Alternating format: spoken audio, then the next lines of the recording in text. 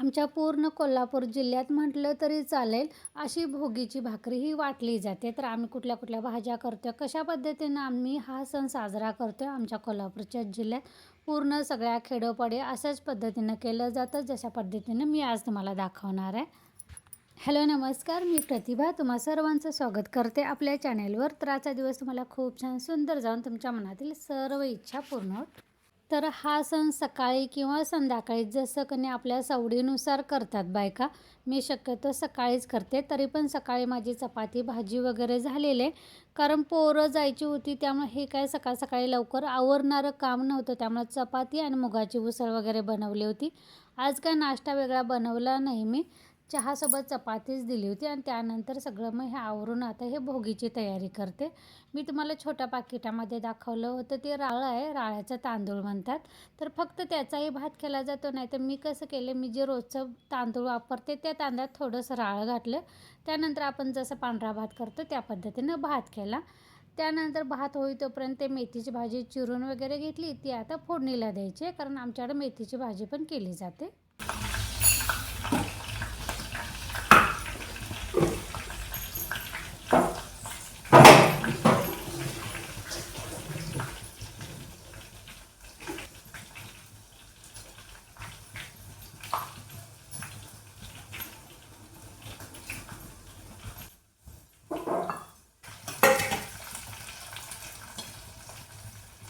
मेथीची भाजी गॅसवर फोडणीला टाकली. त्यानंतर दुसऱ्या भाजीची तयारी करते. इथं वांगी, वाटाणे, त्यानंतर चपट्या घेवड्याच्या शेंगा टाकलेले आहेत. त्यानंतर जगदाळ्याची दाणे, कुठल्याही कणी आमच्याकडे कसं 5 किंवा 7 प्रकारच्या कणी भाज्या मिक्स केल्या जातात. म्हणजे एक पालेभाजी आता मी फोडणीला टाकलेली आहे. आता हे फळभाजींची मिक्स भाजी. तर यामध्ये मी गाजर वगैरे घातलेलं आहे. 5 मी घातलेल्या, म्हणजे गाजर घातलं, नंतर आपल्या शेतातल्या जगदाळ्याच्या शेंगा होत्या त्या घातल्या, त्यानंतर वांगी, त्यानंतर अजून वाटाण्याचे दाणे घातलेत आणि चपट्या घेवड्याच्या शेंगा होत्या त्या थोड्या घातल्या. असं 5 प्रकारचे कणी मिक्स आता भाजी बनवणार आहे.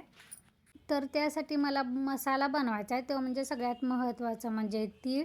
भोगीच्या दिवशी तिळाचा वापर जास्त केला जातो. त्यासाठी मी इथं पहिल्यांदा कणी शेंगदाणे भाजून घेणार आहे. त्यानंतर तीळ आणि लसूण हे सगळं मी भाजून घेणार आहे. भाज्या वगैरे सगळ्या खाली बसून चिरून घेतल्या. तोपर्यंत माझी वर मेथीची भाजी पण झाली, ती काढून घेतलेली. आता ही भाजी कणी फोडणीला देऊया. त्याच्या अगोदर हा मसाला भाजायचा. ह्यात पाणी नाही घातलेलं, म्हणजे शेंगदाणे, तीळ, लसूण आणि कोथिंबीर घातली, पण कोरडंच वाटण करून घेतलेलं आणि थोडंसं जाडसरच ठेवलं. वाटण झाल्यानंतर त्याच पातेल्यामध्ये मला भाजी फोडणीला टाकायची होती, कारण भाजी थोडीशी जास्तच करायची होती. त्यामुळे मोठंच पातेलं घेतलेलं आहे. ह्यामध्ये तेल टाकलेलं आहे. त्यानंतर थोडीशी मोहरी, कांदा, टोमॅटो असं बारीक चिरून टाकलेलं आहे. त्यानंतर हळद वगैरे जे बेसिक आपलं साहित्य असतं ते टाकलेलं आहे. चला तर पहिल्यांदा हे आता भाजी कणी फोडणीला टाकून घेऊ.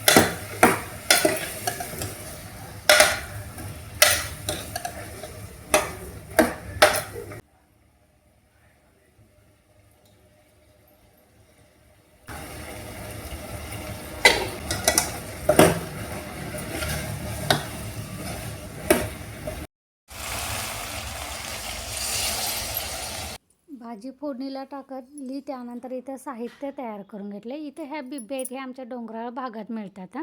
म्हणजे ज्या बिब्या असतात ना त्याच्या पुढचं फळ, त्यानंतर भुईमुगाच्या शेंगा, वाटाण्याच्या शेंगा, गाजर, तिळगूळ, हळदी कुंकू वगैरे हे सगळं साहित्य काढून ठेवलेलं आहे, कारण आता भाकरी अजून करायची आहेत.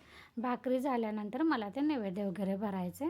तर भाकरी जास्त करायच्या होत्या, कारण वाटायला पण पाहिजे आणि घरात पण पाहिजे, आणि म्हटलं एकसारखं उभं राहून पण पाय दुखल्यासारखं वाटतं, त्यामुळे मी सकाळीच ही सिंगल शिगडी जोडून घेतली होती. इथे आज भोगीच्या दिवशी कणी बाजरीची भाकरी केली जाते, त्यामुळे मी परवाच कणी बाजरीचं दळप वगैरे करून ठेवलं होतं. चला तर आता पटापटा कणी भाकरी करून घेऊया.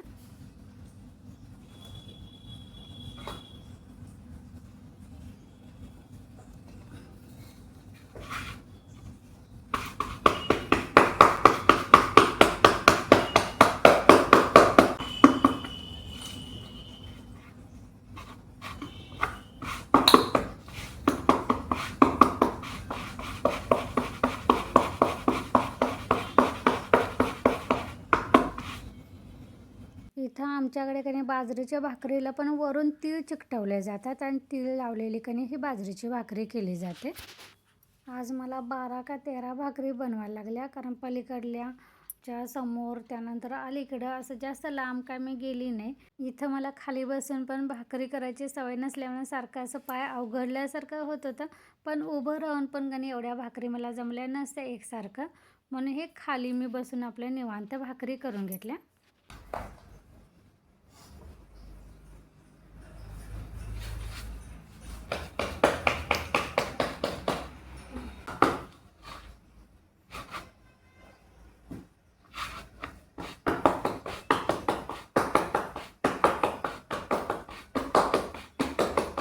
माझं आवरो तोपर्यंत पलीकडल्या काकींचं आवरलं पण होतं, आणि त्या बघा इथं मला भाकरी वाटून गेल्या होत्या. माझ्या एवढ्या भाकरी झाल्या होत्या, त्यानंतर बाकीच्या भाकरी करून घेतल्या, आणि म्हटलं आता अजून नैवेद्य काढायचा, त्यानंतर वाटायलासाठी एकत्रच भरायचं, म्हणून कधी नैवेद्यासाठी ताट घेतलं, म्हणजे ताटातलं आपल्या घरच्या नैवेद्याला, आणि बाकीचं मी पांढरं कापड अंथरलेलं आहे त्यावर आता भाकरी मांडून घेणार.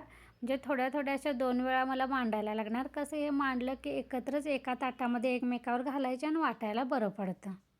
तर त्यासाठी तर इथं मी जी 2 भाज्या बनवल्या होत्या ते घालायचं, त्यानंतर दही, भात तो राळ्याचा तांदळाचा, त्यानंतर तुमचं गाजर, मी वाटाण्याच्या शेंगा, भुईमुगाच्या शेंगा, त्या बिब्या, तिळगुळ हे सगळं घालायचं, थोडंसं हळदी कुंकू लावायचं, आणि अशा पद्धतीनं आमच्याकडे कणी ही भोगीची भाकरी वाटली जाते. हे बघा मी तयारी करून ठेवली.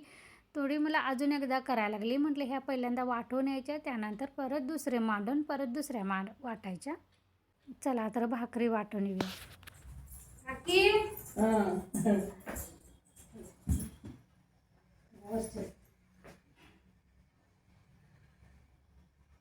अलीकडल्या काकींच्या दिली, त्यानंतर समोरच्या ताईच्या द्यायला आलं, तर आमच्याकडे आज कणी सुहासिनीनं असं शृंगार पण करायचं हे आहे. माझं काय आवरलं नव्हतं, तिने गजरा वगैरे तिला आणला होता, त्यासोबत तिने मलाही आणला होता.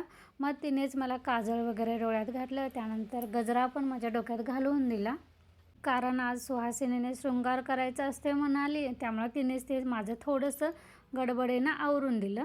त्यानंतर राहिलेल्या बाकीच्या घरात पण वाटून आले, मग परत एकदा मांडून मग पलीकडे अजून 2 घरात द्यायचं होतं, तिथं पण देऊन आले. चला तर ह्यासोबतच आजचा व्लॉग पण मी इथंच बंद करते. तुम्हाला कसा वाटला आजचा भोगीचा व्लॉग ते मला नक्की सांगा. धन्यवाद.